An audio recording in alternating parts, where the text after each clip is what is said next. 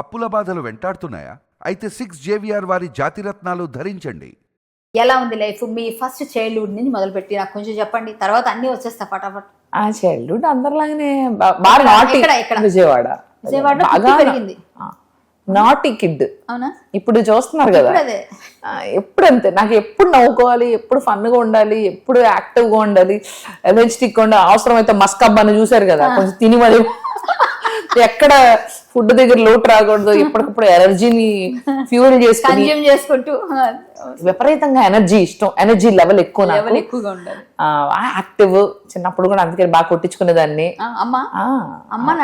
ఇద్దరు, డాడీ కన్నా మమ్మీ ఎక్కువ. అంటే చిటికి మీరు, నేను మా అన్నయ్య.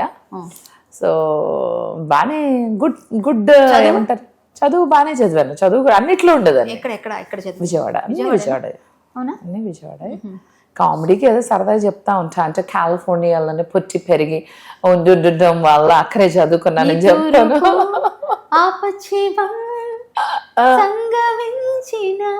అంతేనా? అంతే. పడవటి సంధ్యారాగా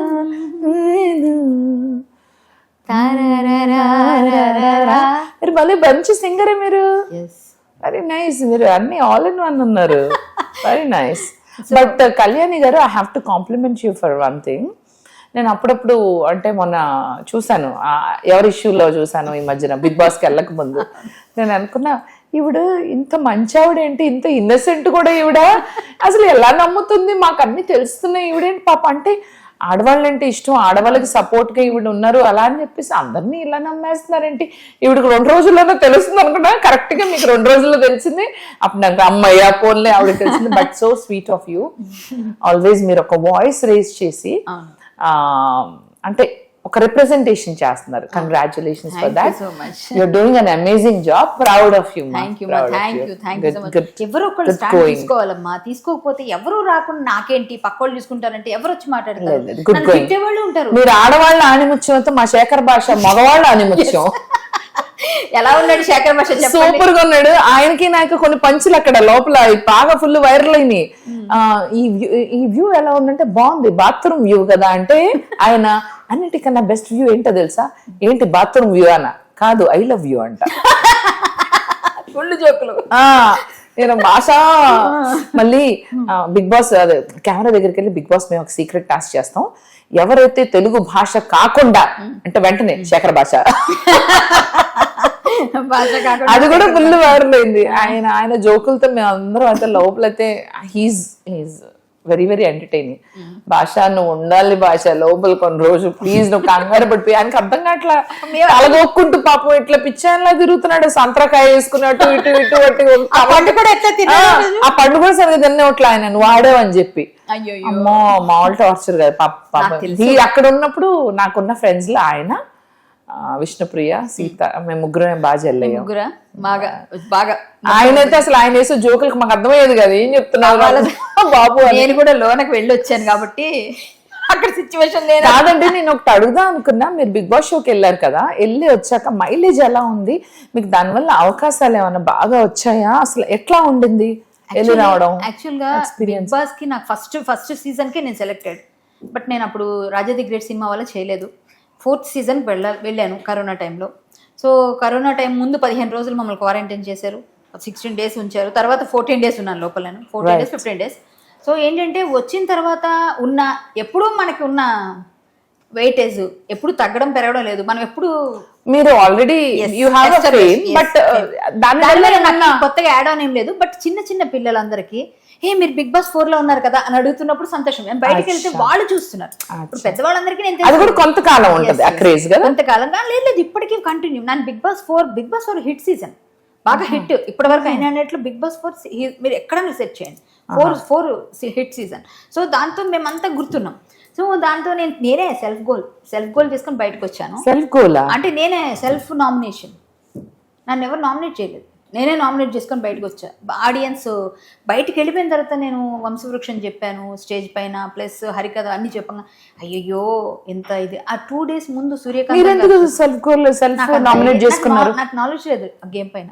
నేను చదవలేదు. మీకు మీరు ఎందుకు నామినేట్ చేసుకున్నారు అసలు? మీకు మీరు పనికిరానని ఎందుకు అనుకున్నారు అసలు? ఎంత కాన్ఫిడెంట్ ఉమెన్ మీరు. అంటే అక్కడ ఏంటంటే వంట చేయాలి వీళ్ళందరికీ అని దిగాలి అన్నారు, దిగేశా. అంటే జాలి సేమ్ నన్ను కూడా అదే వంటగదిలో బలి చేశారు. నేను కూడా సార్ నాగార్జున సార్ ఎలిమినేట్ మీ సార్, ఇలా వంట చేయలేకపోతున్నాను సార్, ప్లీజ్ సార్ మా ఇంటికి వెళ్ళిపోతాను సార్ అన్న. కట్ చేస్తే బేబక్క యువర్ ఎవిక్టెడ్. అది ట్రోల్ అవుతుంది ఇప్పుడు. రియాక్షన్ ట్రోల్ ఏంటంటే బేబక్క నేను ఏదో క్యాజువల్ గా చెప్పాను సార్, నాకు సార్ నేను మాత్రం సీరియస్ గా తీసుకున్నా. ఆయన చాలా భలే మాట్లాడతారు. So sweet. How was the chemistry ఆయన్ని కలవడం? మీరు ఆల్రెడీ పని చేసి ఉంటారు కదా? ఆల్రెడీ చేశాను, 2-3 సినిమాలు చేశాను. మీరు సింగర్ అని ఎవరికి తెలుసా, లేకపోతే ఇంతకుముందు ఏమైనా చేశారా ఆల్బమ్స్ అవి? సింగర్ గా చేశాను కానీ పెద్దగా ఎక్కువ హిట్ అవ్వలేదు. కామెడీలో అన్ని ఎక్కువ వేరే ఛానల్లో ఈ కామెడీ కంటెంట్ ఇచ్చేసాను.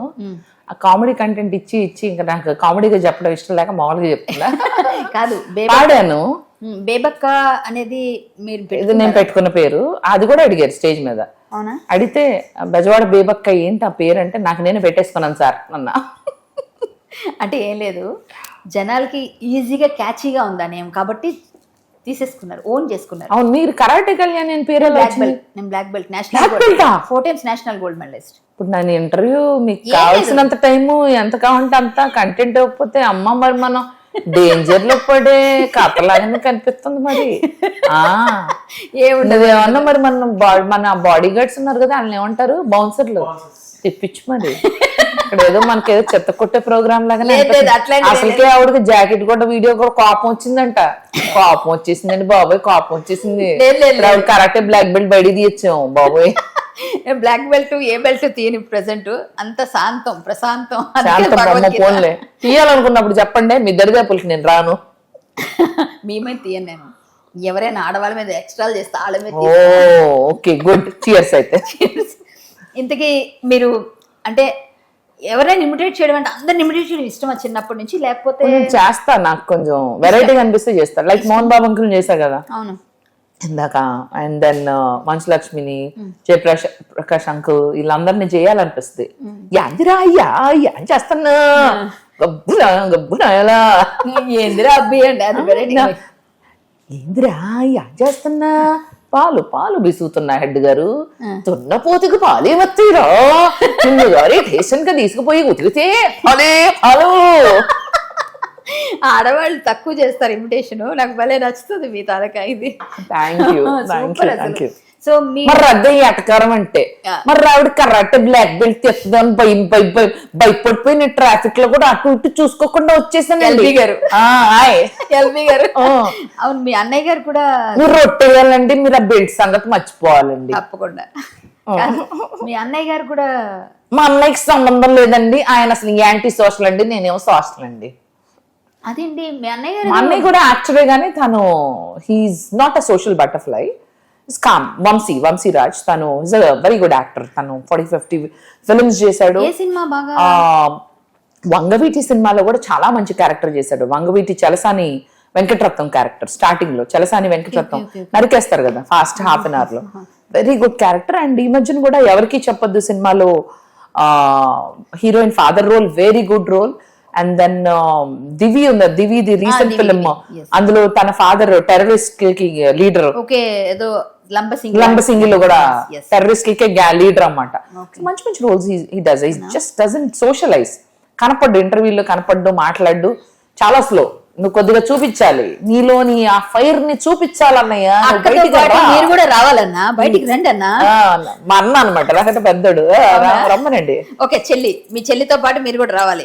వస్తేనే అప్పుడు మాకు కూడా ఇంకా ఫుల్ గా పండుగగా ఉంటుంది, ఫుల్ గా ఉంటుంది. అవును, మీ ఇద్దరిని కలిపి ఎప్పుడైనా చేయాలి. మా ఇద్దరిని చూసి అప్పుడు మా మమ్మీకి వస్తుంది పెయిన్.